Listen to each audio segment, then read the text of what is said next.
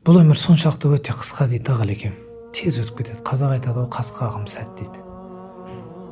Мынау бауы берік болсын мен иманды болсынның арасы ғана дейді. Ғалымдар айтады ғой, ең бай адам, бақытты адам сендер кім деп ойлайсыңдар дейді.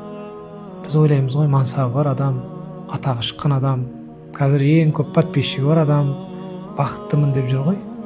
Нағыз бақытты адам дейді ғалымдарымыз айтады.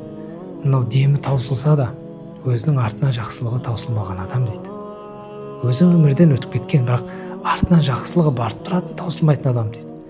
Ол жақсылығы таусылмайтын адам кім ол? Бала шағасына жақсы тәрбие берген адам. Балдарына күшті, әдемі тәрбие берген, имандылықты үйреткен, білім үйреткен, ғылым үйреткен.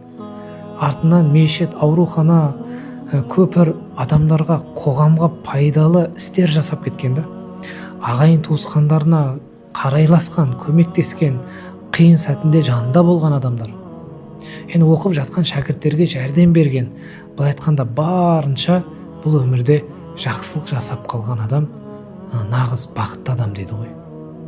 Өмірден өтіп кеткен дейді, артынан дем таусылса да артынан жақсылықтары, жақсылық дегені сол сауаптары барып тұрады. Оны жақсылықпен еске алып тұрады. Иманды болсын, жақсы адам еді деп оған сауап жіберіп тұрады. Оның бұл өмірде бүкіл жасап кеткен амалдары, жақсылықтары оның өзіне амал дәптеріне жазылып тұрады дейді. Алла сол иншалла баршамызды сол бақытты жандардан болу нәсіп етсін. Соған біз тырысуымыз керек, соған біз иншалла ұмтылуымыз керек. Бала шағамызда сол ізгі ұрпақ болсын деп Алладан жалбарынып дұға тілеуіміз керек.